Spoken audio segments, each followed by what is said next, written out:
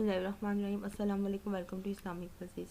आज की वीडियो में हम लोग नबी पाक सल्लल्लाहु अलैहि वसल्लम का शजरा नस्ब पढ़ने जा रहे हैं कि नबी पाक सल्लल्लाहु अलैहि वसल्लम अपने वालिद माजिद की तरफ से उनका सिलसिला नस्ब क्या है और वालिदा की तरफ से उनका नस्ब नामा किस तरह इकट्ठे या किस शख्स पर या किस ख़ानदान पर जाकर मिलता है।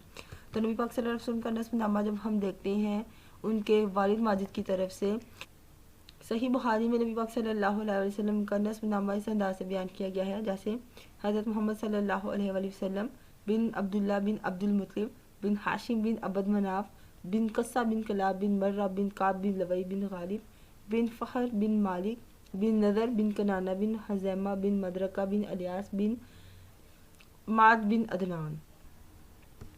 वालदा माजदा की तरफ से नबी पाक सल्लल्लाहु अलैहि वसल्लम का शजरा नस्ब बयान किया गया है। वो सीरत नबवी इब्न हिशाम ने इन अल्फाज में बयान किया है कि हज़रत मोहम्मद सल्लल्लाहु अलैहि वसल्लम बिन आमना बिनत वहब बिन अबद मनाफ बिन ज़हरा बिन कलाब बिन मर्रा। फिर नबी पाक सल्लल्लाहु अलैहि वसल्लम के वालिदैन का नस्ब नामा जो है वो शजरा नस्ब जो है कलाब बिन मर्रा पर मिल जाता है और आगे चलकर दोनों सिलसिले एक हो जाते हैं। अब अदनान तक आपका नस्ब नामा सही सनदों के साथ इत्तफाक के साथ मौरखीन जो है ना वो बयान करते हैं। उसके बाद नामों में कुछ इख्तलाफ आ जाता है और नबी पाक सल्लल्लाहु अलैहि वसल्लम जब भी अपना नस्ब नामा बयान फरमाते थे तो अदनान तक ही इसका जिक्र फरमाते थे। और इस बात पर भी मौरखीन का इत्तफाक है कि अदनान जो है वो हज़रत इस्माइल अलैहिस्सलाम के औलाद में से है और हज़रत इस्माइल अलैहिस्सलाम जो है वो हज़रत इब्राहीम यानी कि खलीलुल्लाह उनके फ़र्जंद अर्जुमंद हैं। और नबी पाक सल्लल्लाहु अलैहि वसल्लम का इस तरह सिलसिला नस्ब जो है वो हज़रत इब्राहीम अलैहिस्सलाम से जाकर मिल जाता है। अब ख़ानदानी शराफत की बात करते हैं तो नबी पाक सल्लल्लाहु अलैहि वसल्लम का जो ख़ानदान है सही बुखारी में जो बयान किया गया है, आपका ख़ानदान जो है ना वो शराफत में तमाम दुनिया के ख़ानदानों से अशरफ और आला है। और ये हकीकत है कि आप सल्लल्लाहु अलैहि वसल्लम के जो बदतरीन दुश्मन थे ना कुफार मक्का में, वो भी कभी इस चीज़ का इनकार नहीं कर सके थे। जो हज़रत अबू सुफियान थे उन्होंने जब कुफर की हालत में थे तो बादशाह रूम जो था हरकल उसके भरे दरबार में भी इस हकीकत का इकरार किया था कि नबी पाक सल्लल्लाहु अलैहि वसल्लम आली ख़ानदान से हैं। हालांकि उस वक्त वो आपके बदतरीन दुश्मनों में शुमार होते थे और चाहते थे कि अगर ज़रा भी किसी किस्म की कोई गुंजाइश मिलती है तो आप सल्लल्लाहु अलैहि वसल्लम की ज़ात पर ऐब लगाकर जो रूम का बादशाह है उसकी नज़रों में आपका वक़ार गिरा दिया जाए। और मुस्लिम शरीफ की रिवायत आ जाती है, उसमें अल्लाह ताला ने हज़रत इस्माइल अलैहिस्सलाम के औलाद में से कनाना को बरगज़ीदा बयान फरमाया है और कनाना में से कुरैश को उन्होंने चुना और कुरैश जो है उनमें से बनी हाशिम को मुंतखब फरमाया और बनी हाशिम में से मुझको चुन लिया गया। उसके बाद हम देखते हैं कुरैश का नाम क्यों रखा गया और क्यों इसका ये लक़ब है, किस वजह से है। तो शरह ज़रक़ानी में जो है वो नबी पाक सल्लल्लाहु अलैहि वसल्लम के ख़ानदान नबूवत के बारे में बयान करते हुए फरमाया गया है कि आप के ख़ानदान में जो है वो सभी के सभी हज़रात जो है वो अपनी खसूसियात की वजह से बड़े नामी गिरामी हैं, मगर चंद हस्तियाँ ऐसी भी हैं जो आसमान फजलो कमाल पर तारे बनकर चमके थे। इन बाकमाल अफराद में से फ़हर बिन मालिक भी शामिल है। उनका लक़ब जो है वो कुरैश है और इनकी औलाद कुरैशी या कुरैश कहलाती है। अब फ़हर बिन मालिक जो है कुरैश इसलिए कहलाते हैं कि कुरैश एक समुद्री जानवर का नाम है जो बहुत ही ताकतवर होता है और समुद्री जानवरों को वो खा डालता है और ये तमाम जानवर पर हमेशा गालिब ही रहता है और कभी ये मगलूब नहीं होता। चूँकि फ़हर बिन मालिक जो थे वो अपनी शुजाअत और जो उनकी खुदादाद ताकत थी उसकी बिना पर तमाम कबाइल अरब पर वो गालिब रहते थे, इसलिए तमाम अहले अरब इनको कुरैश के लक़ब से पुकारने लगे। चनाचा इस बारे में एक मशहूर शेर भी है कि उसका माना कुछ इस तरह है कि कुरैश जो है ना वो एक जानवर है जो कि समंदर में रहता है और इसी के नाम पर कबीला कुरैश का नाम भी कुरैश रख दिया गया। अब नबी पाक सल्लल्लाहु अलैहि वसल्लम का जो सिलसिला नस्ब है दोनों तरफ से यानी कि वालिदैन माँ और बाप दोनों की तरफ से जो नस्ब आपका फ़हर बिन मालिक से मिलता है, इसीलिए हुज़ूर सल्लल्लाहु अलैहि वसल्लम माँ बाप दोनों की तरफ से कुरैशी कहलाते हैं।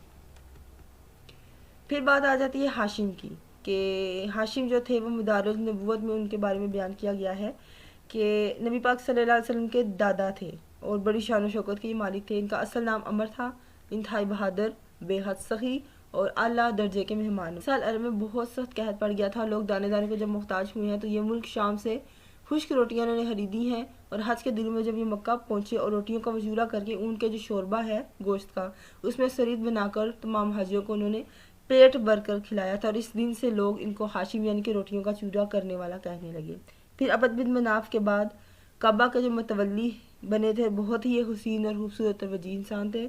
जब ये सन शोर को पहुँचे हैं तो इनकी शादी मदीना में कबीला हजरज की सरदार अमर की साहबजादी थी, उनसे हुई जिनका नाम सलमा था और उनके साहबजादे थे अब्दुल मुत्तलिब, मदीना ही में पैदा हुए हैं اور ہاشم جو ہے وہ 25 سال کی عمر پا کر جب ملک شام کے راستے سے غزہ کے مقام پر پہنچا تو وہاں پر ان کا انتقال ہوا تھا. اس لیے عبد المطلب جو ہے مدینہ ہی میں اپنے نانا کے گھر میں پلے بڑھے تھے. جب 7 یا 8 سال کے ہو گئے تھے تو مکہ آ کر اپنے خاندان والوں کے ساتھ رہنے لگے تھے. اب بات آ جاتی ہے حضرت عبد المطلب کی کہ عبد المطلب جو ہے وہ کون تھے. تو نبی پاک صلی اللہ علیہ وآلہ وسلم کے دادا عبد المطلب، ان کا اصل نام شیبہ تھا. بڑے ہی نیک نفس اور عابد اور زاہد تھے.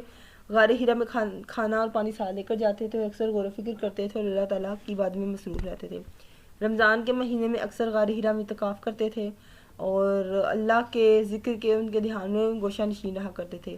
رسول اکرم صلی اللہ علیہ وسلم کا نور نبوت ان کی پیشانی پر چمکتا تھا اور ان کے بدن سے خوشبو آتی رہتی تھی اور اہل عرب خصوصاً قریش کو ان سے بڑی عقیدت تھی. مکہ پر جب بھی کوئی مصیبت آتی، کوئی قحط کسی قسم کا پڑتا تھا تو لوگ عبد المطلب کو ساتھ لے کر پہاڑ پر چڑھ جاتے تھے اور کہتے تھے کہ ان کو وسیلہ بنا کر دعا کیجئے، مانگتے ان سے دعا کرتے تھے تو پھر وہ دعا بھی قبول ہو جاتی تھی. لڑکیوں کو زندہ درگور کرنا، اس سے بھی لوگوں کو بڑی سختی کے ساتھ روکتے تھے. چور کا ہاتھ بھی کاٹ ڈالتے تھے اور اپنے دسترخوان پر پرندوں کو بھی کھلایا کرتے تھے، اس لیے ان کا لقب جو ہے وہ پرندوں کو کھلانے والا پڑا تھا. شراب اور زنا کو یہ حرام جانتے تھے اور قدے کے لحاظ سے موحد تھے.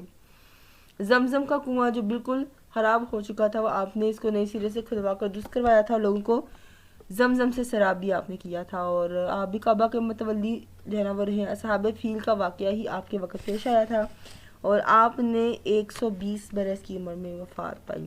یہ ایک مختصر سا تعارف تھا نبی پاک صلی اللہ علیہ وسلم کے شجرے کے حوالے سے اور قریش بنی ہاشم اور اس کے بعد حضرت ابو مطلب کا جو ہے نا موسی تعارف ہم نے دیکھا. انشاءاللہ نیکسٹ ویڈیو میں ہم نیکسٹ انفارمیشن ڈسکس کریں گے. اللہ حافظ.